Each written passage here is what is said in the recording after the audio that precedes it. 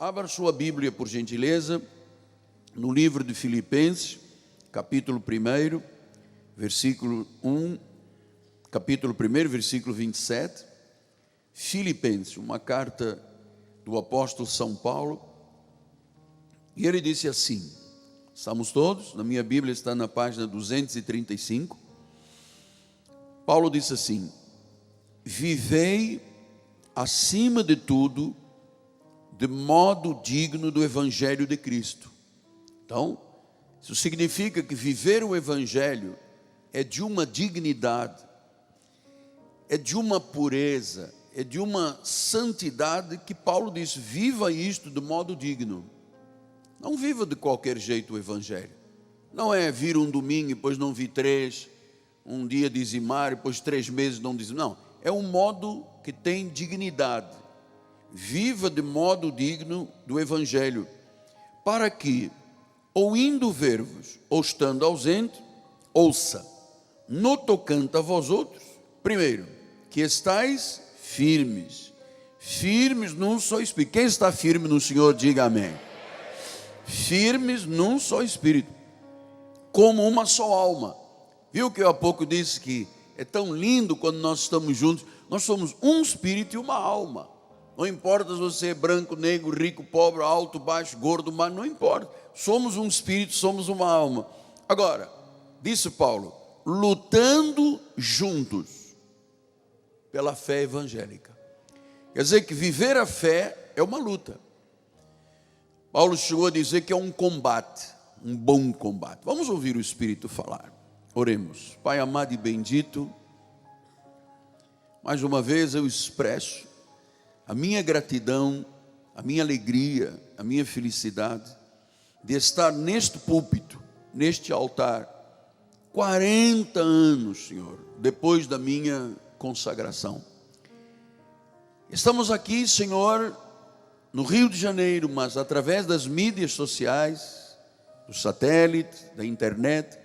Nós estamos em Portugal, nós estamos em Angola, nós estamos em Moçambique, na Guiné, na Europa, na Ásia, no continente americano, na Oceania, porque estamos criando este elo apostólico, este manto apostólico e profético que caminha em direção a tribos, povos, línguas e nações. Eis-me aqui, Senhor, e usa-me neste dia. Usa-me com graça e misericórdia, como é o teu modus operandi, em nome de Jesus. E a igreja do Senhor diga amém, amém. Obrigado, meu bispo amado. Meus amados irmãos, minha família, santos preciosos, povo eleito escolhido, filhos, filhinhos no Senhor. A essência, o coração e a essência de um capelão é tão importante, é tão essencial, sem redundância. O capelão é essencial na obra de Deus, porque ele tem que reproduzir a glória do Senhor. Ser um capelão é parte do sacerdócio real, é parte de uma grande comissão. Jesus disse: ide e pregai o Evangelho. Quer dizer que tanto eu quanto os irmãos, todos nós, temos um chamado para ir e pregar. Este é o exercício da capelania. Aquela pessoa que sabe lutar pela fé evangélica e que tem consciência que este é um chamado do seu sacerdócio e é o cumprimento da grande comissão. Não é do apóstolo, é de toda a igreja. Toda a igreja de Jesus tem que estar preparada e equipada para o exercício da grande comissão. Ide e pregai. Mas, pastor, ide, eu sei ir, mas vou fazer o quê? O que eu vou dizer? É isso que nós estamos preparando, para você pregar. A cada momento, você vai se deparar com situações que você tem que pregar. Não é pregar um grande sermão teológico, é pregar com o seu testemunho.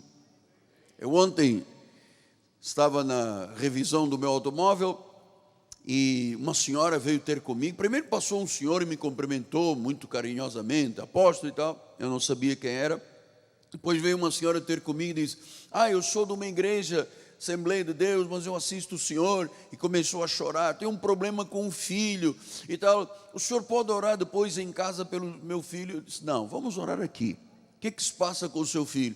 Passou-se este assunto assim, assim, assim. Olha, eu lhe oriento a fazer isto. Isto é o exercício da capelania.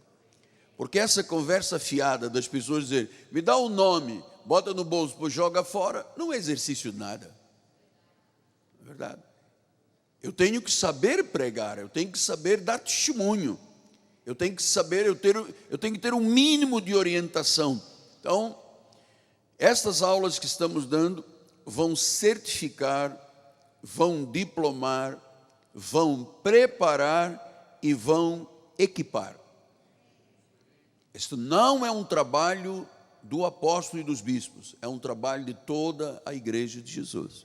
Então, você está recebendo já há alguns meses ensinamentos, recursos, assuntos que às vezes não são confortáveis de ser tratados, mas que você tem que conhecer, porque nós vivemos numa sociedade que ainda não está arrumada economicamente, socialmente, todos os níveis de governo, tudo é uma casa desarrumada, e cá embaixo, no resto chão desta casa, há uma sociedade extremamente difícil, violenta, belicosa, angustiada. E você viu agora o que foi esse carnaval, do que é do mais reprovável, e a sociedade está aí. Como não tem opções, o diabo as carreia para o que é de pior que nós vimos aí nos meios de comunicação. Por quê? Falta Deus nesta sociedade. A sociedade está desarrumada. Existem setores da sociedade que não querem que o governo governe. Então, faz-lhes bem esta vida utópica que nós vivemos há tantos anos, altos e baixos, a sociedade, 12 milhões de pessoas desempregadas, não há perspectiva de vida, ainda não se sabe o que vai acontecer. E isto é tudo uma armação de um mover extraordinário do diabo ainda sobre a nossa sociedade. Então Deus levantou no nosso ministério homens e mulheres que estão atendendo à voz de Deus, que estão dizendo: Senhor, eis-me aqui. Eu sei que é mais um sábado, é mais um dia, é mais cansaço, é mais ônibus, é mais táxi, é mais carro, é mais gasolina. Mas você está aqui dizendo: Senhor, eu quero ser um instrumento seu no meio deste mundo perverso, maligno e de trevas. Usa-me, Senhor. Então, o que nós esperamos com este treinamento? Que o capelão seja um servo, um conselheiro, um cooperador na área espiritual, emocional, espiritual e emocional. Seja pronto para realizar um casamento, um funeral, uma visitação hospitalar, uma visitação prisional, escolar, universitária. O capelão deve ser um bom ouvinte, deve ser paciente, deve ser um conciliador, deve estar pronto para ministrar a palavra e fazer a oração da fé. Não se exige tanto, exige o mínimo de preparo para você poder, diante de uma situação, expressar o que é a vontade de Deus. Veja só como é que, ontem eu estava também numa loja, e eu comecei a falar, a senhora perguntou se eu era de origem lusitana, e eu comecei a falar, e às tantas sai um senhor lá de dentro da loja, e diz assim: essa voz está no meu coração há muitos anos. E eu olhei, não sabia quem era a pessoa, e disse: eu fui do tempo de Piedade, lá do cinema, quando eu tentava chegar um pouquinho lá, 6:05, já não tinha lugar, tinha que ficar no pátio da igreja. Eu disse: é isso mesmo, amado. Ele disse: esta voz está gravada no meu coração. Então, o que eu passei, o que eu ensinei, foi como semente que foi semeada, está lá, depois de 30 anos, germinando e dando frutos. Então, o capelão oferece cuidados espirituais. Quando há um paciente, quando há um necessitado, um amigo, um familiar, o grande mérito do capelão é ser um consolador, é ser um conselheiro. Esta é a função. 1 de Tessalonicenses 4,18 diz: consolai-vos, pois, uns aos outros com estas palavras. Quer dizer que uma palavra dita a tempo vai consolar uma pessoa. Eu ouvi ontem um senhor dizendo, estava num telefone celular falando muito alto, ele dizia: olha, fui ao médico, fiz uma biópsia, está detectado um câncer e eu tenho que correr para operar terça ou quarta-feira, porque o médico disse: isto pode dar metástase. E o homem estava desesperado, porque a única alternativa era da palavra médica, ele não tinha nada para se agarrar. Viu? Como é importante numa hora destas haver uma palavra equilibrada, de consenso e de verdade, testemunho de verdade. Então o capelão é um líder, o capelão é uma pessoa de fé, é ousada. Veja o que diz Filipenses 1, 15 a 18. Alguns efetivamente proclamam a Cristo por inveja e porfia, outros o fazem de boa vontade. De boa vontade. Então eu saio no grupo de evangelização, de evangelismo ao sábado, de boa vontade. Eu dou uma palavra de boa vontade. Eu dou uma orientação, faço uma oração de boa vontade. Há pessoas que fazem por inveja, outros fazem por porfia, mas nós fazemos de boa vontade. Versículo 16: estes por amor, sabendo que eu estou incumbido da defesa do Evangelho. Paulo disse: lutar pelo Evangelho, defesa do Evangelho. Amados, tem que haver gente para defender o Evangelho. Irmãos, é realmente assustador o que se está vivendo na nossa sociedade. As pessoas dizem assim: nós respeitamos muito a igreja e o Evangelho. Não respeitam nada. Puseram nas escolas de samba o diabo matando Jesus, gente nua, gente despida, as coisas mais horríveis que a sociedade poderia contemplar, viu este ano. Depois dizia: nós respeitamos a igreja, queremos que a igreja nos respeite, nós respeitamos a fé. Ninguém respeita ninguém. Nosso país está desarrumado, é uma casa desarrumada, é uma cozinha que tem panela lá já com um bolor de 30 anos. Então nós temos que ter a paz e a paciência de defender o Evangelho. Amados, o Evangelho tem que ser defendido, tem que ser o contraponto a esta sociedade. Tens que defender o Evangelho do nosso Senhor e Salvador Jesus Cristo. Tens que dizer às pessoas qual é o teu testemunho, o que você era, o que Deus fez, quem é você hoje. Você tem que defender o Evangelho. Olha, a maioria dos crentes não defende o Evangelho. Vai para a praia no dia de domingo, não estuda a Bíblia, não ora. 40% abandonaram as igrejas. Você veja, a maioria das igrejas aqui na Zona Oeste e Zona Norte não tem mais culto à noite. Os crentes estão acomodados, perderam o primeiro amor, o inimigo está atrás, como um leão que ruge, atrás dos eleitos que estão aí fracos, perderam o primeiro amor, amado. Eu fiz 40 anos de ministério, 44 anos de pastor. Você que me conhece há muitos anos, qual foi o dia que você me viu arrefecido? Nunca. Eu sou incansável, eu nunca me acomodei, meu amado. Nunca me acomodei na obra de Deus, porque a minha atitude é uma defesa do Evangelho. Eu quero que as pessoas olhem para mim e digam: este homem é de Deus, há um homem de Deus nesta cidade. Eu quero que as pessoas olhem para você e digam: você é um homem de Deus, você é uma mulher de Deus. Numa hora de aflição, não tem que ir ao Pai de Santo e a cartomante. Venha a você, porque você tem a resposta de Deus. Você defende o Evangelho. Diga glórias a Deus por isso. Vai, igreja, diga glórias a Deus por isso. Depois ele diz no versículo 17: aqueles contudo pregam a Cristo por discórdia, insinceramente, julgando suscitar tribulações às minhas cadeias. Todavia que me importa, uma vez que Cristo de qualquer modo está sendo pregado, quer por pretexto, quer por verdade, também com isto me regozijo, e sim, sempre me regozijarei. Versículo 27, vivei acima de tudo o modo digno do Evangelho. E depois ele disse no fim, uma só alma, lutando juntos pela fé evangélica.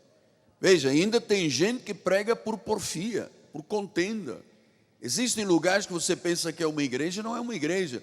São guerras espirituais, são contendas, é a busca do poder, quem é que tem mais poder, quem é que tem mais interferência política. Deus me livre se algum dia eu me envolveria com questões políticas, amado. Eu sou um orientador, agora eu ir para uma marcha, não vou. Eu ensino o povo a viver o Evangelho. Eu ensino as pessoas a viverem também a sua cidadania.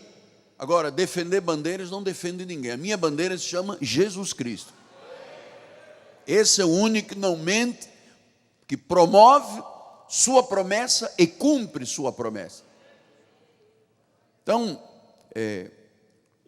haverá um momento em que você vai ter uma oportunidade junto a um paciente, um enfermo, um preso, um necessitado. Às vezes é um familiar. E o mundo está aí muito necessitado, doente. A nossa sociedade está doente. Nossa sociedade vive hoje de ideologias. Você vê, se você experimentar cantar o hino nacional, amado, cai a paulada em cima de você, porque o hino nacional não pode. Mas pode todo tipo de música e todo o apelo de música, inclusive com erotismo. Ah, não. As ideologias dizem, não, menina não é menina até decidir ser menina. Isso não existe. Aí vem uma ministra e diz assim, não, menino veste azul, menina veste cor-de-rosa. Paulada em cima, não pode. Cantar o hino nacional, não pode. Mas se for da Anitta, pode. Então, alguma coisa tem que ser arrumada na nossa sociedade. Alguma coisa tem que ser arrumada na nossa sociedade. Você se lembra quando, os mais antigos, nós tínhamos uma vez por mês que cantávamos o hino nacional aqui na igreja. A bandeira do Brasil está lá, hasteada. Né? Somos a única igreja que tem a bandeira do Brasil hasteada com os países que nós temos ligação. Mas um monte de famílias foram embora. Nós não cantamos o hino nacional, não permitimos o hino nacional. Brasileiro que tem carteira de identidade, que diz que é cidadão deste país, se revoltando contra o hino da sua pátria. Onde está o patriotismo? Onde está a defesa da cidadania? Imagina que defesa eles fariam do Evangelho. Nenhuma. Nós não podemos ser como o camaleão. Camaleão é assim, se está aqui no marrom, vira marrom. Está no amarelo, vira amarelo. Está no verde, vira verde. Não, nós temos a cor de Cristo. Nós fomos lavados no sangue de Jesus. A Bíblia diz que éramos como escarlate, vermelho, como o carmesim. Ele nos lavou, somos mais alvos do que a neve, brancos como a lã. Essa é a cor de Cristo, lavados, noivas, sem manchas, sem rugas e defeitos. Então, onde eu vou, não é o mundo que me influencia. Eu influencio o mundo. Esta é a tua missão, a nossa missão aqui nesta terra. Porque a pessoa diz assim, eu vou evangelizar na porta de uma boate. 10 minutos depois está lá dentro dançando.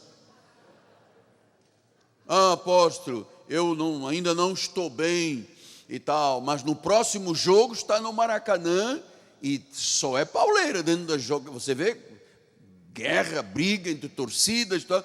Você vê lá no meio, lá está um monte de cristãos. Aí no bloco de carnaval, lá está um monte de cristãos. Amado, o amor de muitos no final dos tempos se esfriará. Que Deus nos guarde, amados. Que Deus nos guarde de não arrefecermos o nosso coração. Que esse mover do Espírito Santo te sensibilize sempre para que você seja uma luz a brilhar neste país, uma luz a brilhar nesta sociedade. Então, os grandes anseios espirituais são respondidos pela Bíblia Sagrada, através dos seus eleitos. Nós estamos chamando de capelães, não? Os capelães. Veja o que diz Hebreus 13, 1 e 2. Seja constante o amor fraternal. Versículo de número 2. não negligencieis a hospitalidade, pois algumas pessoas praticando, sem saber, acolheram anjos. A bispa tem o costume de dizer, eu não sei quem é Jesus na rua. Então bispa, nós temos na sua bolsa com cartõezinhos da igreja. Então nós temos cartão com a fotografia da igreja, cartão gratuito com a fotografia do apóstolo da bispa. Nós temos cartões pequeninos com a fotografia da igreja, com os dados da internet, enfim. É para você levar, é para você ter na bolsa, é para você ter no carro, é de graça, está lá na porta. Então nós não podemos nos acomodar, meu amado. A hora não é de acomodar, a hora é a hora de ir, de pregar, de anunciar o evangelho, de trazer gente para a igreja, amados. No meu tempo, eu já lhe contei aqui, antes de eu chegar ao ministério, eu era líder de juventude da Igreja Nova Vida do Bom Sucesso. Todo sábado fazíamos reunião de juventude, 4 da tarde às 6 horas, íamos para aqueles blocos da Caixa Econômica, pregar, cantar, louvar. Eu pregava, fazia apelo, as pessoas desciam dos prédios. Parece que esse amor pela salvação de almas, amado, acabou na vida das pessoas. Agora é assim, o irmão pode ajudar a dar uma palavra, levar uma palavra? Sim, o irmão vai pagar o meu Uber. Amado, não posso pagar o Uber. Vai me dar ticket de refeição, porque eu quero ajuda. Amado, o povo de Deus não pode se acomodar. Quem te abençoa e abre portas e multiplica por aquilo que você semeia na obra de Deus, é o próprio Deus, amado. Eu não posso, é inacreditável. Eu nunca na minha vida, eu cobraria para louvar ou para tocar na igreja. Nunca na minha vida. Amado, eu limpei banheiros, eu fiz obra, eu carreguei desde betoneira, subi morro, desci morro. Nunca eu disse, eu quero que me pague fundo de garantia. Nunca. Eu não tenho nem fundo de garantia, nunca tive fundo de garantia, nunca tive carteira assinada. Porque ou eu creio em Deus ou eu não creio, amado. Eu volto a dizer, eu nunca me acomodei. Deus me chamou para um trabalho. Alguns irmãos às vezes brincam, quando o senhor vai se aposentar? Nunca. Amado, o que Deus fez na minha vida é tão poderoso, me tirou da morte, me tirou da cadeira de rodas, me tirou das muletas, para agora eu chegar aqui com exigências diante de Deus, ou então acomodado. Você não pode se acomodar. Você tem que ter sonhos na vida, você tem que estabelecer metas na vida, você tem que lutar pelos seus sonhos. Olha, eu estou dizendo desde retiros de longa data com os jovens, amado. Não aceite viver dizendo, segundo grau está bom. Segundo grau não resolve a vida de ninguém hoje em dia.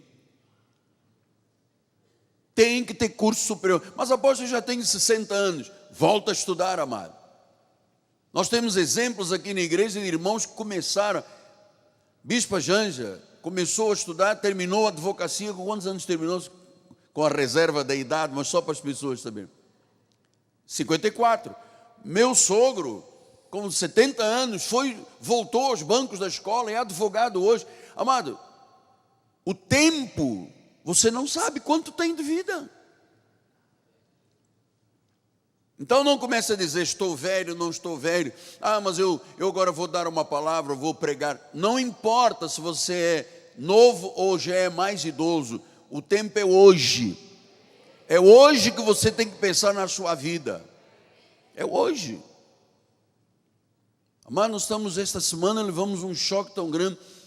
O genro de um dos grandes pastores do Brasil foi para Carnaval com a sua família, para uma das cidades aí de refúgio do Rio de Janeiro, fez o seu churrasquinho e tal, sei que, falou com a esposa, olha, eu vou me deitar que não estou passando bem. A esposa disse, tudo bem, deita. Continuaram no seu churrasquinho, passado umas 2 horas, a esposa disse, vou lá ver como é que está o meu marido. Chegou lá, estava gelado, tinha falecido. Então você está perdendo a sua vida, não pode perder a vida, não pode, amado, não perca um segundo na sua vida. O que é importante para mim hoje? O importante é servir e fazer a obra do Senhor. Então eu disse, você às vezes sem saber, você acolheu um anjo. Sem saber, Deus põe um anjo na tua frente. Uma pessoa que precisa de ouvir uma palavra, uma pessoa que precisa de ouvir uma mensagem de Jesus, o teu testemunho. Depois diz no versículo de número 16, não negligencieis a prática do bem e a mútua cooperação, pois com tais sacrifícios Deus se compraz. E disse, prática do bem, mútua cooperação, não negligencie. Leva a vida, amado, ouça, leva a vida espiritual a sério. Leva a vida espiritual. Culto, 9 horas, chego meia hora antes. 6 horas, meia hora antes. Não fico vendo o que está dizendo aqui nas mídias. O culto é culto. Precisei de sair lá fora. Não volto atropelando todo mundo na igreja para sentar no mesmo lugar. Sou discreto, ético, sento lá atrás, aguardo um pouquinho. Sabe, essa coisa de viver a obra de Deus com intensidade, com amor. Eu quando saio do meu carro, se tiver papel no chão, amado, não importa quem lançou, eu pego. Porque eu sou homem que pratica o bem, da mútua cooperação. Diz, qualquer sacrifício que eu faça, Deus se agrada, Deus se compraz. Então nós estamos lutando por isso. Uma igreja gigante como a nossa, amado, não tem gente mais para tocar na igreja, mais músicos, mais cantores, mais coral, mais gente. Nós não podemos ficar de um coralinho. Se o líder vem, então vem muita gente. Se o líder não vem, já não vem. Quer dizer, as pessoas estão servindo a homens ou a Deus? A Deus, amado. Essa igreja não depende de mim, você sabe. Se eu não estiver aqui, está um dos bispos, glória a Deus, é a igreja de Jesus. Eu não vim aqui para adorar a homens, eu vim aqui para adorar o meu Deus, eu vim aqui para me submeter às lideranças, mas a minha dependência é de Deus. Eu não dependo de ninguém nesta terra, eu dependo de Deus, amado. É Ele que te honra, é Ele que te cura, é Ele que te liberta, é Ele que te dá o seu favor, que às vezes é imerecido, mas por misericórdia Ele dá. Pratica o bem, mútua cooperação, com tais sacrifícios, Deus se agrada, se compraz. Então o capelão tem que ter credibilidade, tem que ter reconhecimento do seu testemunho, tanto dos líderes da igreja, quanto da própria igreja. A igreja tem que reconhecer nos irmãos credibilidade. Os líderes têm que reconhecer credibilidade. Tem que estar equipado e preparado. Por que há pessoas que não se expõem para dar uma palavra, para dar um testemunho? Porque a vida pessoal não está de acordo com a Bíblia Sagrada. E hoje em dia, volto a dizer, sem ser prolixo, que eu estou falando a pessoas que têm que reproduzir Deus. Amado, há um comodismo na obra de Deus que é uma coisa tremenda. Você tem que ganhar almas, amado. Você não pode viver um ano inteiro, 365 dias, chegar aqui no dia 31 de dezembro e o Senhor te pergunta, quantas almas você trouxe para a igreja? Nenhuma, mas o ano que vem, e o ano que vem você não sabe se tem o ano que vem. Você tem que ganhar almas, você tem que falar de Jesus, você tem que desafiar vidas. Tem que desafiar as pessoas, vem à minha igreja, sabe? Andar com esse cartãozinho aí, esse postal que a igreja mandou fazer, a fotografia da igreja aqui, como chegar à igreja. Você tem que andar dentro do teu carro, na tua bolsa, na tua mala, na tua Bíblia. Chegou uma pessoa, entrega. Pastor, mas eu não sei falar muito. Pronto, então diga, olha, Deus me ama, Deus transformou minha vida, vem à minha igreja. Deixa o resto conosco. Nós tratamos das feridas das ovelhas. Quando a ovelha chega com a sua lã cheia de carrapicho, nós tratamos aqui. O louvor já vai limpando metade. Depois vem a palavra e branqueia. Então, tem que estar qualificado. O capelão tem que ser um exemplo dentro da igreja. E outra coisa que eu tenho vindo a tocar nesse assunto, nas aulas, é que você tem que saber conviver até com pessoas de outra fé. Nós não podemos, amado, dar mau testemunho quando uma pessoa chega e diz, eu sou um bandista, candomblessista do Exu do Lodo. Você não pode olhar a pessoa e dizer: Satanás, cai agora. Aí na Universal beber lodo. Não pode fazer isso. Você tem que saber conviver com as outras pessoas. Amado, eu posso conviver com qualquer nível de religião que eu sei me postar. Eu sei a defesa da minha fé. Eu não me calo. Eu me recordo, há muitos anos atrás, ainda era Manchete, andavam fazendo uma série de programas onde levavam um pastor e um pai de santo, levavam um padre e um rabino. E um dia me convidaram e calhou que o meu debate seria com um pai de santo. Então eu cheguei lá, fui para uma salinha, na Manchete, lá na Flamengo. Passado um pouco entrou um senhor grande, todo vestido de branco, gordinho, alto, sentou-se do meu lado e falou: o senhor é o pastor Miguel Ângelo? Eu disse: sou sim. Olha, vamos combinar uma coisa, o senhor não me ataca que eu não te ataco. Eu falei: olha, primeiro eu não vim aqui para atacar ninguém. Segundo lugar, eu vou ter que dizer o que tem que ser dito. Não, mas se o senhor me atacar, meu irmão, eu não estou aqui para atacar nem para ser atacado. Eu vim para um debate para falar de Jesus. Então eu não posso diminuir a intensidade da minha vida, da minha palavra, para te agradar, meu amado. Então se você disser alguma coisa que eu não gosto, eu vou te atacar, meu. Vamos ver quem vai prevalecer, meu irmão. Fica em paz, beba um copo d'água gelado, suco de limão para emagrecer e vamos embora, vamos ver que, sabe? Vamos ver o que vai dar. E começamos o programa, o apresentador questionou alguma coisa, eu respondi com a Bíblia, o senhor ficou lá meio atrapalhado, veio a segunda pergunta, novamente com a Bíblia, com o testemunho. Terceira pergunta, ele disse: então pergunta ao pastor. Eu disse: glória a Deus, agora você já entendeu. Pergunta ao pastor que ele sabe responder. Então, você vê, essas pessoas estão habituadas ao conflito e à guerra dos evangélicos com eles. Nós não somos guerrilheiros de nada, nós somos agentes promotores do reino. Às vezes, no meio dessa gente que está lá no chu do lodo, do pomba não sei o que, verde, tem lá muita gente de Deus. A esta hora há pessoas ligadas à cartomancia, quiromancia, os búzios, que na realidade são de Deus. Amado, você não é desse lado, você é de Jesus Cristo. Agora, se eu for uma pessoa despreparada, eu começo a atacar. E nesse ataque, você sabe, não produz frutos. E nós temos que produzir frutos, que é levar a alma à reconciliação com Jesus. Então, tem que ser um conciliador, tem que ser flexível, tem que ter um coração cheio de compaixão, tem que saber comunicar, tem que saber ouvir, tem que ter a habilidade no aconselhamento. Tudo isto nós estamos preparando vocês há muitas semanas, todas as semanas, há muitos meses, todo dia que estamos aqui na consagração, eu venho preparando a habilidade do aconselhamento.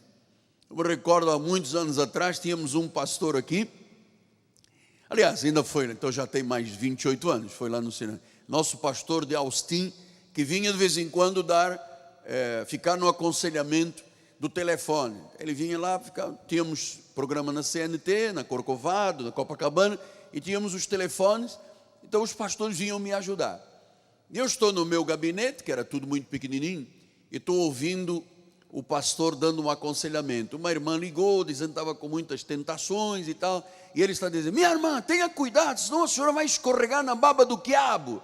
Eu digo: poxa, que aconselhamento maravilhoso, que homem de Deus maravilhoso, né? Dizer a uma pessoa que está em desespero: cuidado, vai escorregar na baba. Imagina Jesus, naquela multidão lá no mar da Galileia: meus irmãos, cuidado para não escorregarem na baba do quiabo. Isso é um despreparo.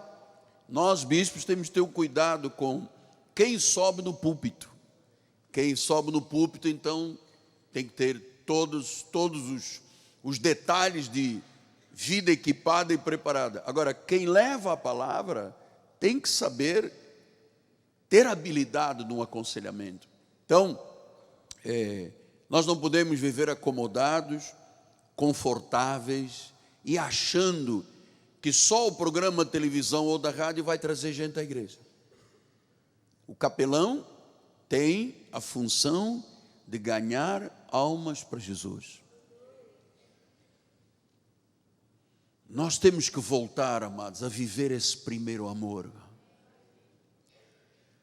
Cara, eu vou lhe dizer, eu subo aqui numa paixão, e não é assolapada, não, é um sentimento de gratidão que eu tenho de viver esta vida com Jesus.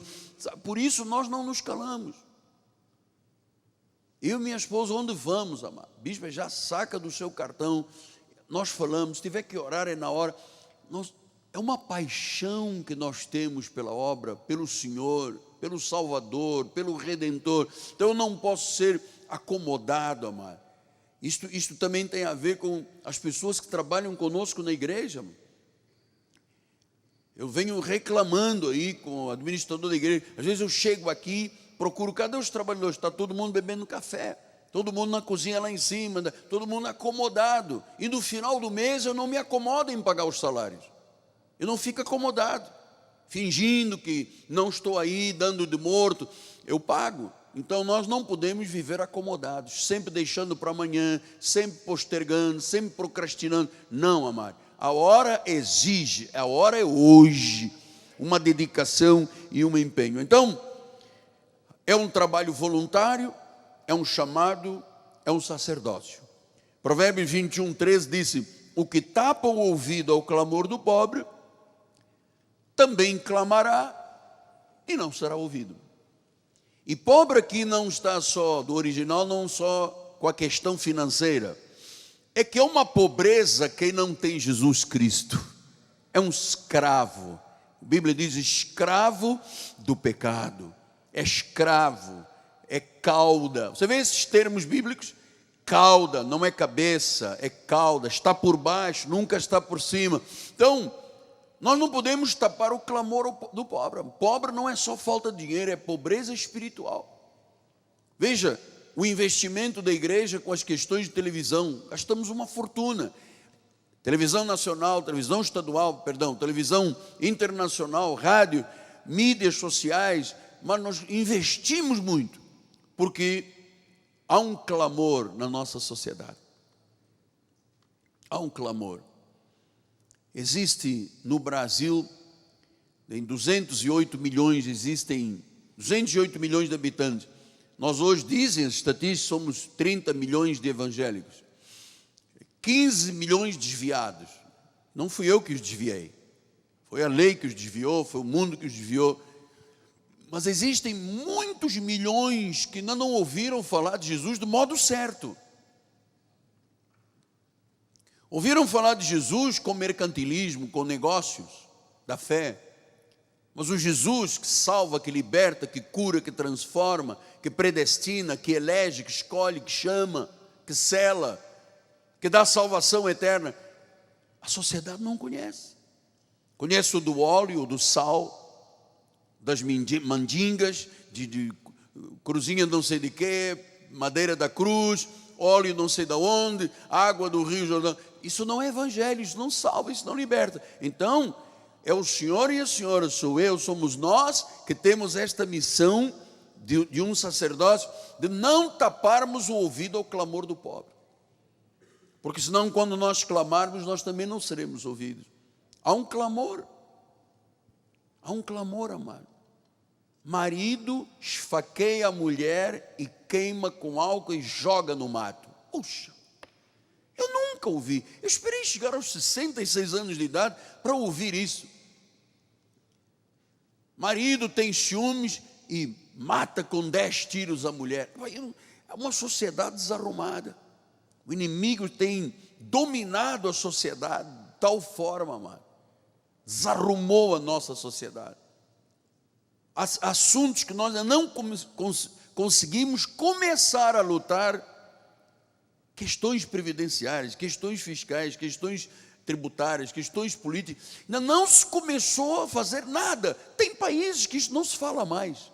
Está tudo arrumado. Estados Unidos está arrumado, Holanda está arrumado, França está arrumado, Inglaterra, nessas questões que nós ainda estamos com casa desarrumada, lá está arrumada há muitos anos. Noruega, Suécia, Dinamarca, está tudo arrumado, não tem que fazer mais nada. Nós não conseguimos arrumar.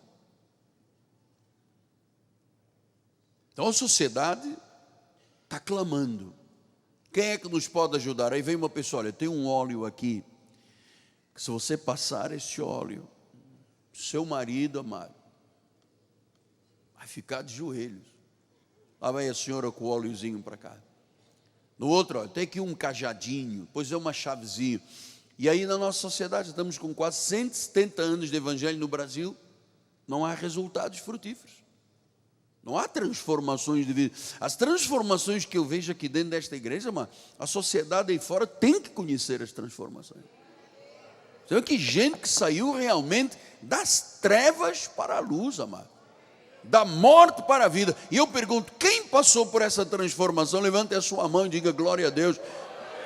Glorifica a Deus com força, amado. Diga glória a Deus.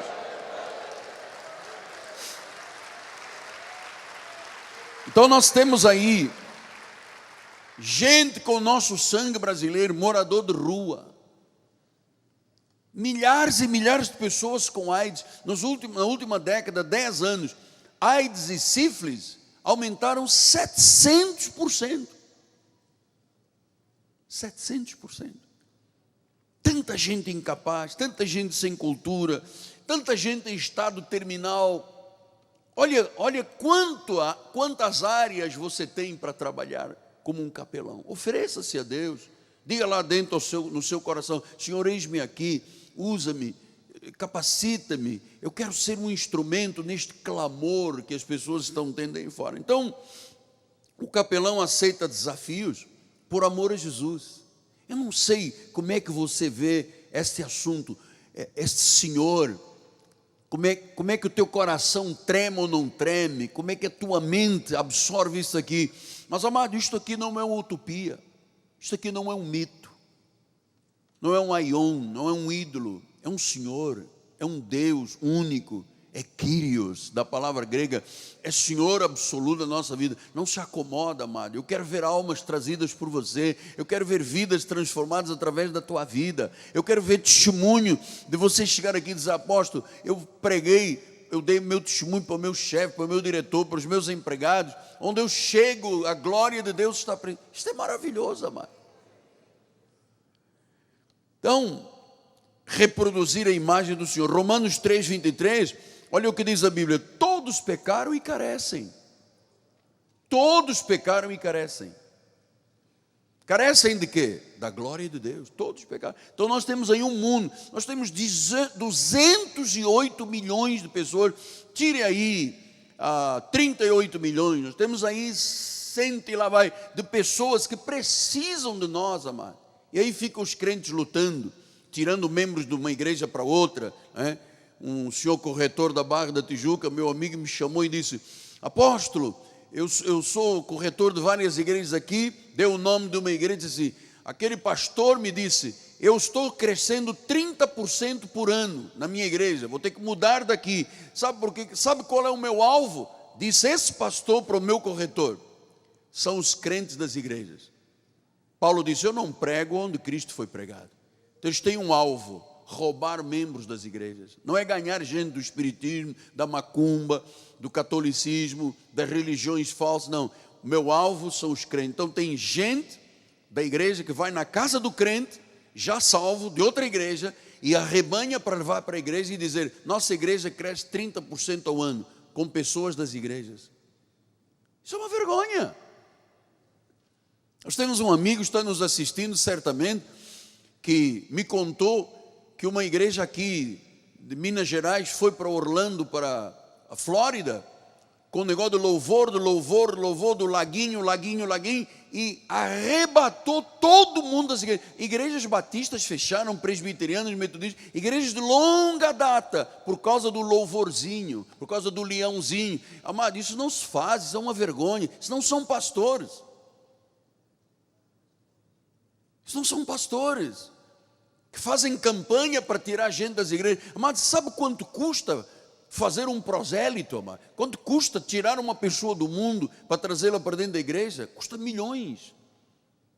Aí nós vamos cantar corinho com o leão, então vamos arrebanhar as pessoas das igrejas. Então, a minha igreja cresce 30% ao ano, com membros das outras igrejas, inclusive tirando gente daqui.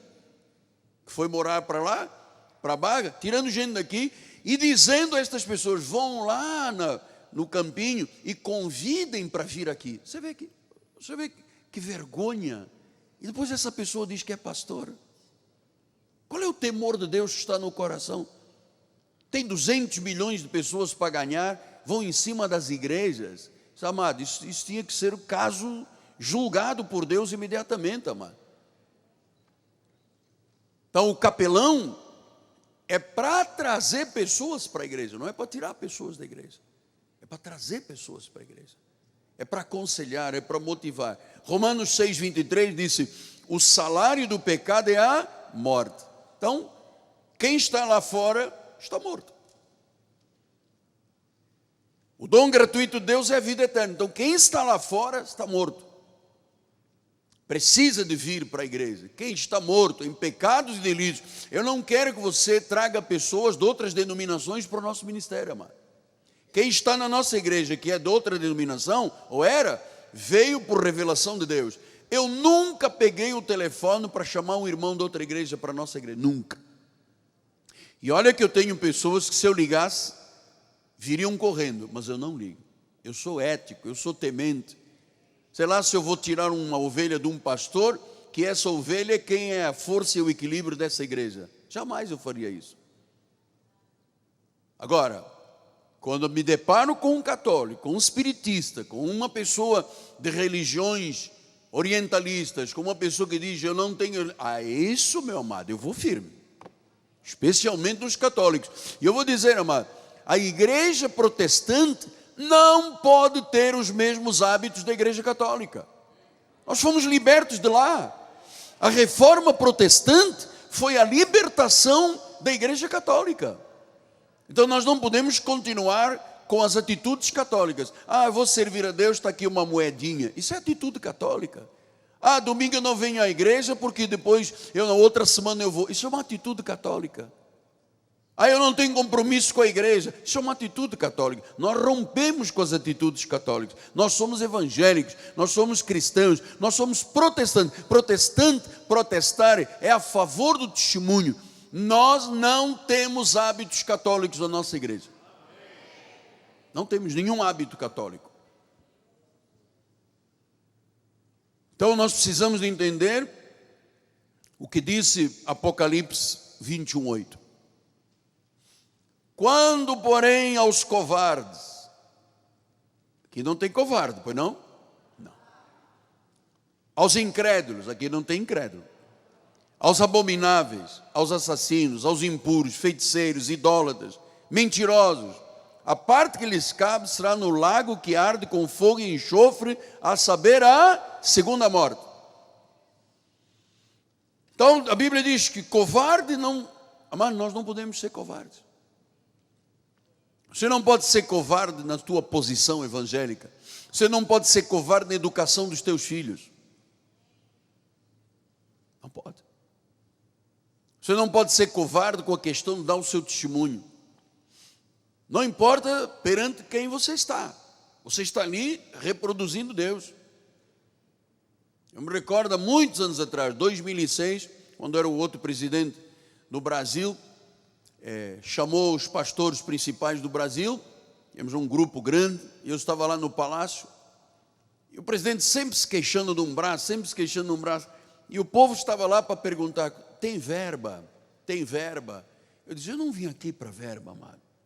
Eu vim aqui para que ele saiba quem é Jesus. Tem verba, tem uma ambulância, tem uma... Amado, eu falei: meu Deus, se eu vou agora a Brasília ter com o presidente da República para pedir uma verba, uma ambulância para a igreja, coisa baixa. Então, há uma hora, aquele salão nobre, cheio, eu pedi a palavra: eu posso orar pelo senhor? Ele disse: claro. Me levantei e fui: olha, Jesus te ama, creia. Não creio em nada, né? Não creio em nada, mas eu orei por ele e deixei ali patente que Jesus era realmente o presidente do nosso Brasil. Quando começou a haver essa onda daquele chá de quê? Daime, Santo Daime. Amado, nós fomos a Brasília, eu, Bispo Mussalã, Bispo Zé Carlos, fomos entrevistar o ministro Paulo Bolsar, que era o nome dele, né? ministro da Justiça, sentamos na frente dele com máquina. Eu entreguei-lhe uma Bíblia de presente, falei: senhor ministro, estamos aqui para defender um ideal, o senhor tem que proibir esse negócio de chá santo daime, isso faz o mal, isso é uma corrupção e tal. Ah, mas o vinho é alimento. Não, mas eu não estou tratando de vinho, estou tratando de santo, sabe? Deixamos lá marcado quem era Jesus Cristo, mano. Fomos o que nessa empreitada? Capelães, pessoas que reproduzem, pessoas que têm seriedade, comprometimento. Amado, eu quero que cada um dos capelães desta igreja tenha comprometimento, tenha seriedade, sabe? Esteja lutando pela fé evangélica, esteja ligado ao apostolado, seja parte desse trabalho que precisa de ser feito, de ganhar almas para Jesus. Não se acomoda, amado. Não deixe que o teu corpo te domine. Não deixe. A tua carne te domina. Ah, não, hoje eu estou cansado, amanhã estarei cansado, quinta-feira que vem vou estar doente, sexta-feira estou pior. Já está profetizando o mal do outro lado, amado. Não, eu estou bem, eu estou firme, eu estou forte, Senhor, usa-me. Amado, aqueles 12 primeiros apóstolos fossem acomodados como hoje a sociedade é, o evangelho não teria chegado aqui.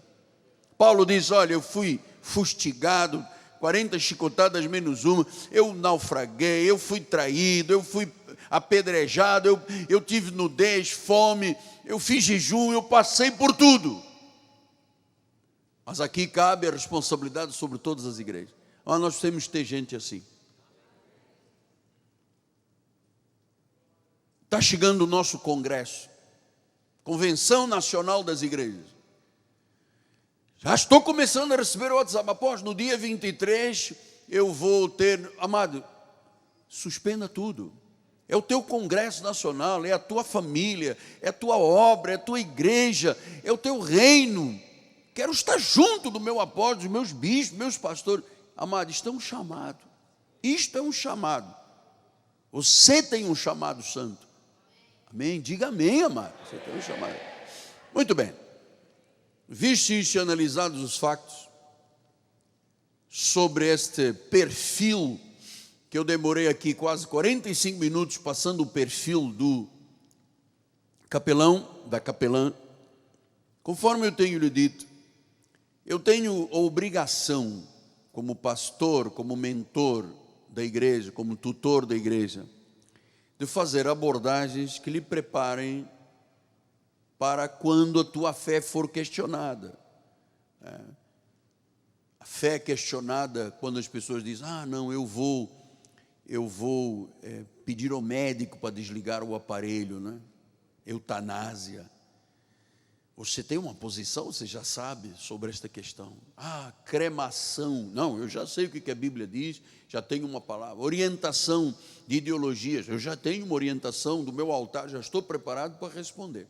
Hoje, nesses próximos minutos, eu quero lhe falar de um assunto que, de certa forma, aflige toda a nossa sociedade, que é a questão do aborto. Vocês sabem que na cultura geral do capelão, ou do pastor, ou do pregador, você tem que estar preparado para defender a sua fé com estas questões que eu vou tratando aqui a cada culto. No próximo vai ser homossexualismo, depois ideologia. E vamos fazer uma abordagem ampla, de tal monta que você esteja pronto para responder qual é a razão da tua esperança. Esse tema de aborto é assustador.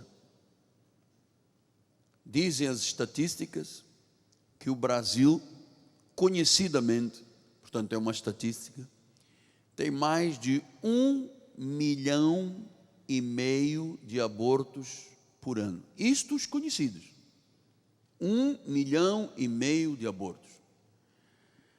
Portanto, imagine você, o Rio de Janeiro tem 3 ou 4 milhões de habitantes, como se fosse metade aí de um rio todo ano jogado para o lixo. Então, isso tem sido um tema de discussão nacional. O Supremo Tribunal Federal, no dia 3 de agosto de 2018, começou uma série de audiências para mudar o Código Penal, visando a liberação do aborto até a 12ª semana de gravidez. Quem apresentou esse projeto para liberar geral essa situação foi um partido político brasileiro chamado PSOL. Começaram a questionar os artigos 124 e 126 do Código Penal. A TV, as televisões, especialmente aquela que você sabe, começou a apresentar isto como uma coisa científica, dizendo, quantas mulheres sofrem porque realizam aborto em clínicas clandestinas. As novelas começaram a apresentar histórias muito trágicas, porque as pessoas se esqueceram que um país é regido e administrado não é segundo a opinião do partido político. Assim como nós temos uma Bíblia, que é a forma de vivermos o Evangelho de Jesus, é através do que a Bíblia diz. Os países têm todos uma chamada Constituição Federal. Nosso caso, uma Constituição Federal.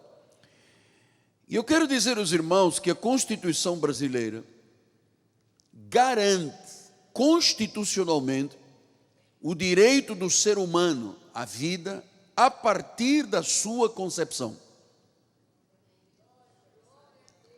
Isso diz a nossa Constituição. O direito à vida é inviolável.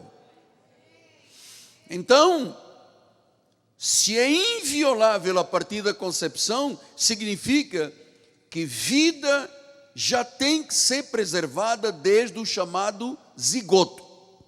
Aquele embrião, aquele primeiro encontro entre o espermatozoide e o óvulo. Então, claro que há grupos que fazem uma pressão pró-aborto. Existem muitos grupos, especialmente de esquerda, que são a favor. Não, a mulher tem direito, a mulher tem direito, a mulher... Então, o apoio do judiciário para se liberar até a 12ª, mas já há pessoas que fazem até a 20ª e há pessoas que fazem aborto até já com o feto formado em 30 semanas, enfim, uma desgraça. Pastor, qual é a nossa posição como cristãos? Quando é que começa realmente a vida? Porque a Constituição diz que a partir da concepção, o ser humano já tem direito e é inviolável a sua vida. Então vamos ver o que diz o Salmo 139, versículo 16. Diz o salmista a respeito de Deus: os teus olhos me viram, eu ainda era uma substância informe. Não sei se você já viu, e nós temos aqui uma médica especializada nisso, e a minha esposa depois poderá nos ajudar nessa área também, a doutora Catarina. Não sei se você já viu um exame, como se chama aquele primeira imagem? Uma ultrassonografia. Nas primeiras semanas, ali a coisa é meio informe, realmente não tem forma de nada, tem um negocinho lá, tá, sabe? Só que a Bíblia diz, os teus olhos me viram quando eu era aquela coisinha, aquela substância ainda informe. E o que a Bíblia diz? Que no teu livro foram escritos todos os meus dias, cada um deles escrito, né? Quando nenhum deles havia ainda, quando eu era essa massa informe, esse zigotozinho, esse pequeno início de embrião. Então, o que a Bíblia está dizendo é que o Senhor nos conhece antes da concepção. Antes do espermatozoide se unir ao óvulo, naquele momento o Senhor já conhecia o nosso espírito. E quando há aquela conexão, começa a vida e o tempo que terá de vida nesta terra. Olha só, maravilhoso. Diz, tu me conheceste ainda, eu era informe, era um zigotozinho, e ali já foi determinado até o tempo que eu vou viver sobre esta terra.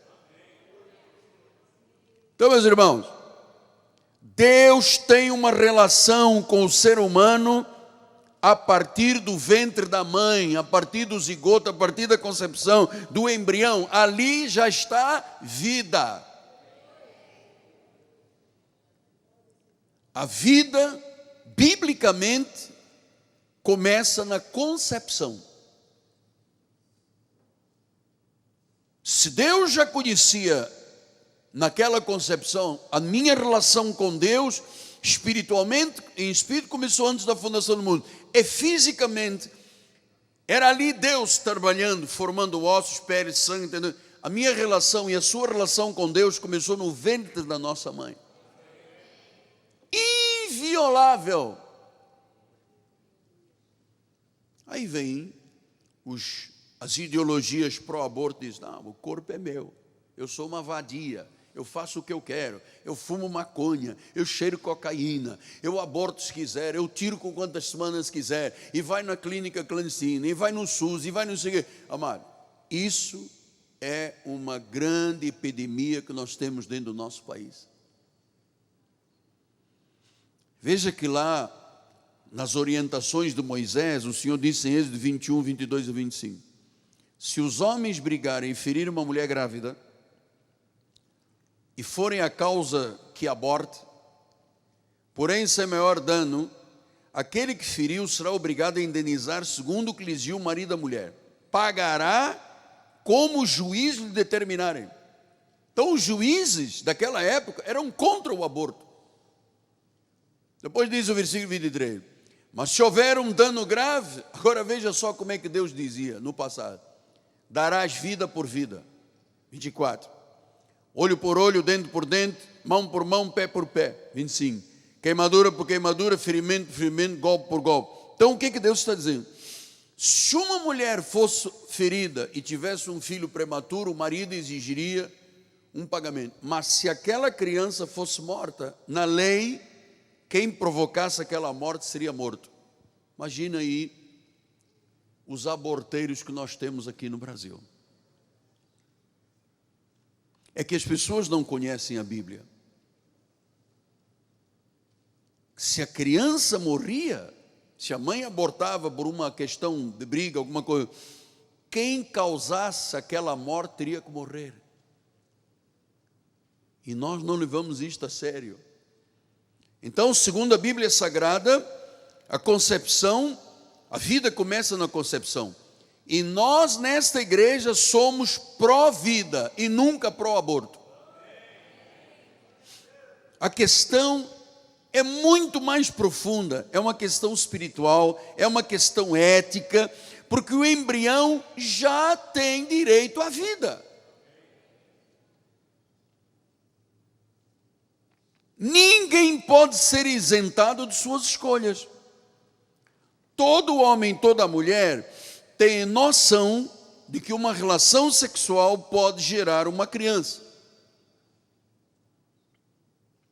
E nós não podemos aceitar um comportamento irresponsável e destrutivo. Como evangélicos, nós temos que ser responsáveis por nossas escolhas e decisões, pois nós todos sabemos qual é a consequência de uma relação sexual.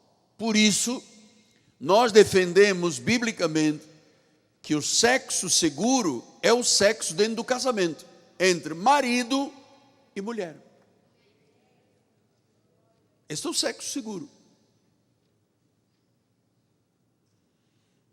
Pastor, mas eu não sei onde é que eu estava com a cabeça e eu tive uma relação e engravidei. Não sabe onde estava com a cabeça? Sabe. Sabe. Todo mundo sabe, não há quem não saiba. Pastor, mas eu não desejei esta criança, amado. É inviolável. Já é Deus tratando com a criança desde o zigoto. É inviolável.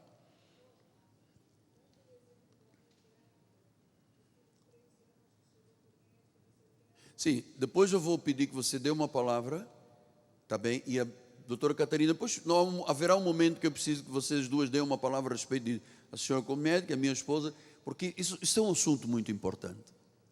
Um assunto muito importante. Então, eu sempre digo, quando uma pessoa vem e diz assim, puxa, a minha filha está grave, mas nós, como é que vamos ficar perante a igreja? Ou estamos com vergonha? Amado, é melhor assumir do que tirar. Porque às vezes um filho indesejado torna-se a alegria dos pais. E é esse que vai lutar pela mãe quando ela for velha, amado. Você sabia disso? Então nós não aconselhamos, nunca na vida nós aceitaríamos que alguém evangélico e cristão abortasse. Veja o que Gálatas 6, 7 e 8 diz. Não vos enganeis, de Deus não se zomba. O que o homem semear, isso ceifará. O homem que semeia, porque o que semeia para a sua própria carne, da carne colherá corrupção. O que semeia para o Espírito, do Espírito colherá vida eterna. Então, se semearmos Espírito, colhemos Espírito. Se semeamos carne, colhemos corrupção. O mundo quer ter o direito às suas escolhas. O mundo diz que quer ter liberdade. O mundo quer determinar o seu rumo. E ao mesmo tempo o mundo rejeita a questão da responsabilidade da sua escolha. Nós temos que ter uma posição. Você é membro da igreja evangélica Cristo Vive. O senhor não está aqui por um acaso, você está aqui por Deus. Mais nenhum ministério te poderia servir. Esse é o ministério que Deus escolheu para a tua vida. Nossa posição, amado, ouça. Nossa posição é de defesa à vida. Desde a defesa do feto, quanto a defesa da mãe. Este ministério é um ministério que proclama vida desde a concepção. Vida é importante. Não se justifica o aborto a não ser aquilo que o próprio governo diz e as leis dizem. Se a criança é anacéfala, não tem cérebro, se é estupro, se a mãe corre risco de vai morrer a mãe, a lei já se encarregou de responsabilizar-se, a lei se responsabiliza pela realização dessa sistemática, em caso de estupro, em caso de anencefalia de cérebro, a mãe vai morrer. O próprio governo apoia e o sistema hospitalar do Brasil e clínico apoia. Agora, não existe, amado, nada que justifique um aborto. Isto é uma cultura de violência, isto é uma cultura de morte. Nós, neste ministério, repudiamos qualquer lei contrária, qualquer ideia, qualquer posição, qualquer cultura que defenda o aborto. Nós repudiamos. Não é nós o Miguel, é nós a Bíblia. Só que isto não é dito nos altares. Isto é muito pouco confortável.